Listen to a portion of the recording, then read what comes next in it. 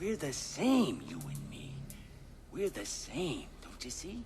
We are not the same.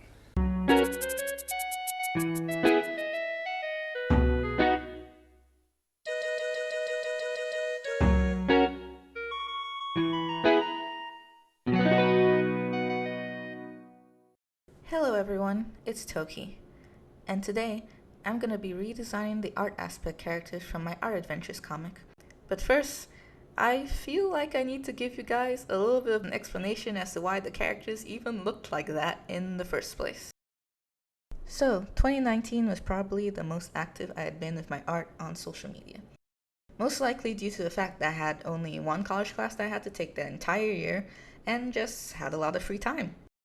However, near the end of that year, I had gotten a job lined up for early 2020 and was preparing to finally move out of my parents' house to be a real adult. I knew that would be a lot of responsibility and had suspected that I would struggle to post this consistently. On the other hand, I didn't want to just straight up post that I would be gone for a long while because I really wasn't sure if I would be. I mean, what if I did manage to find time to consistently do art despite this large transition period in my life? I had all these things I wanted to tackle in my art, like finally including backgrounds in my illustrations, or learning how to do more dynamic poses for my characters. But again, I wasn't sure if I would be able to manage my time well enough to do so. As I struggled with these thoughts, I came up with this short 9-panel comic as a lighthearted means of telling my very, very tiny audience that while I have the want and motivation to work on these things with my art, that I most likely would struggle with being consistent. It was just a short, silly comic that was supposed to be a one-time thing, so I made all the art aspects these white blob people with very little distinctive features. I still made them all look a bit different from each other and hinted at them having personalities. But yeah, there really just wasn't anything there, because it was just supposed to be a one-off joke. Those characters would never be used again. That was until it took 4 years for me to finally get my crap together and feel like a stable adult. And at that point, I don't know, I felt kind of weird and awkward just popping back up on social media after so long. And similarly to that first comic from 2020, my way of dealing with those thoughts were to make a silly little comic about it. And so I just decided to make it a continuation from the 2020 comic and make it into a little time skip situation. And after that, I just kind of started having fun with it, sporadically updating it and even kind of using it as a motivational tool to work on all these things that I wanted to work on back in 2020. And as I got into that headspace of using the comic to help me improve in my art, I became incredibly annoyed that my main cast was just a bunch of bald blobs. Not that there's anything wrong with being bald, but anyway. Since they were no longer a one-off gag and had now sort of turned into a main cast of a running, although silly, comic, I just really, really needed to give them a character makeover. So, like I mentioned before, these characters are all made to represent various aspects of art that I want to tackle or improve. This first one is the representation of drawing background for my pieces. I feel like I kind of shaped her personality into the type of person that I'm striving to be, I guess. She's very positive and enjoys doing new things, even if she's not particularly good at it. She's also the type to enjoy seeing her little bits of progress instead of stressing over the fact that she's not quite at her goal. These are all things that I struggle with, and I tend to admire people who have these traits. And for some reason, my brain just decided to dump all these traits into her. Each of the art aspects kind of have their own color, and I really wanted to try to keep them in as many of the designs as I could. Her color was green, and so I made the little designs and stripes on her outfit the same green as her original outfit. And I made her hair a lighter green, similar to the front of her weird hat thing from the original design. I gave her a more sporty look with thicker thighs, since at this point of the comic she's gone through a little off-screen training arc, I guess. I had actually given her more of a traditional skinny hourglass figure when I was initially thinking of her redesign, but decided against it. I also think her thickness kind of makes her look a little more round, which emphasizes her friendly, positive nature. So, this is how she turned out, and I actually like it. I think she's cute. This second character is the one representing anatomy, or rather my improving of anatomy in my drawings. And so I kept this first draft of the character in here, but it was awful. I don't I don't know if it's because I was catching up on the new season of My Hero Academia, but somehow he came out looking kind of like Deku, and it just freaked me out. I was just like, what the heck happened here? I mean, this character is technically supposed to be like a really soft boy energy, very kind, dependable, helpful soft boy that's very insecure and doesn't think much of himself, but appreciates the people around him and wants to help and be kind to people around him. And I guess that also kind of describes Deku in a way. And maybe my brain just did a thing and this abomination happened. But anyways, we're gonna move on now. So I immediately just opened a new canvas and started over.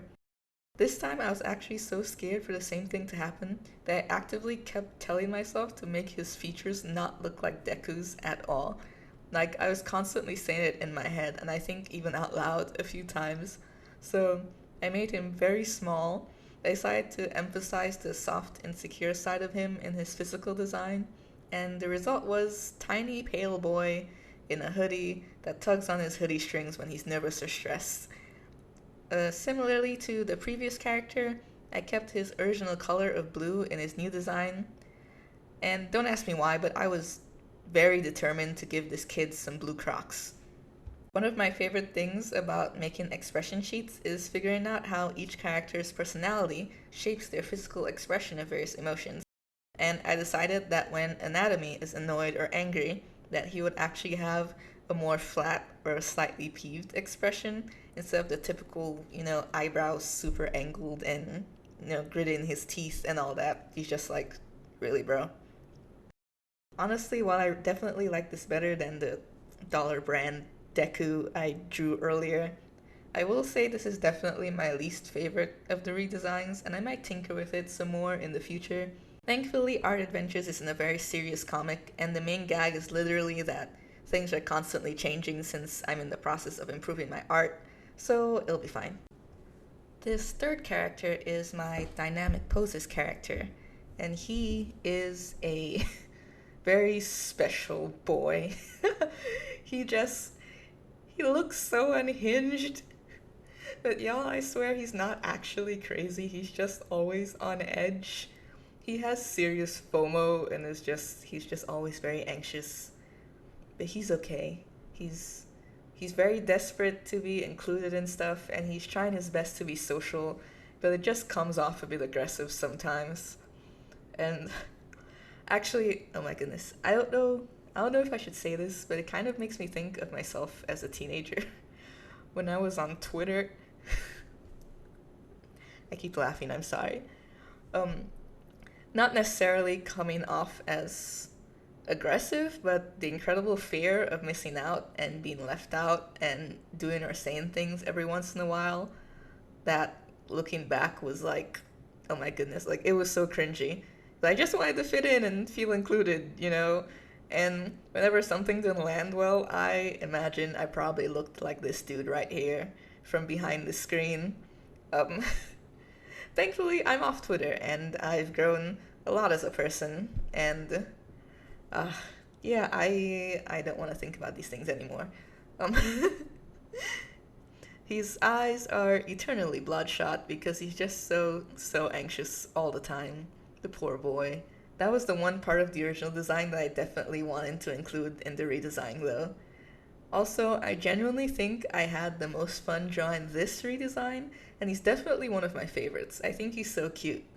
I gave him really big ears and like little blush circles. Drawing his expressions especially was definitely the most fun I had out of all the drawings for this video. And here's the finished design.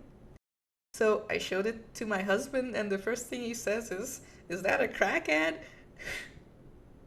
No! Leave my son alone. He's not high. He just has social anxiety. Please. This character is called More OCs and represented my want to include more original characters in things that I post online. Despite the fact that I love making up characters, I didn't really have the confidence to post most of them on the internet. I'd mostly just do fan art or the draw this in your style challenges, which, don't get me wrong, I also really love doing those, but I just felt more comfortable posting those online and not my own characters. Actually, even with this video, it took a lot to convince myself to make this into a YouTube video, since I'd be showing off original character designs, and I don't know, I think it's just the fear of being ridiculed or people thinking that the designs are terrible. Anyways, back to the character. He is kind of like my inner voice. My very negative inner voice. In Art Adventures, he's the character that criticizes any and everything that I try to do. If I don't do something, he makes fun of me. If I do something, he makes a quip that implies that I didn't do it good enough. He is literally just a more watered down version of my inner voice that is constantly making me feel like I can't do anything right. I've actually changed his dialogue the most when making last minute edits to the comic before uploading, because I actually think it's a bit too harsh. On one hand, it kind of helps me realize that I'm sometimes being too hard on myself. But on the other hand, it's like, dang, this is what I think about myself. But yeah, I definitely changed most of his original dialogue to make him likable.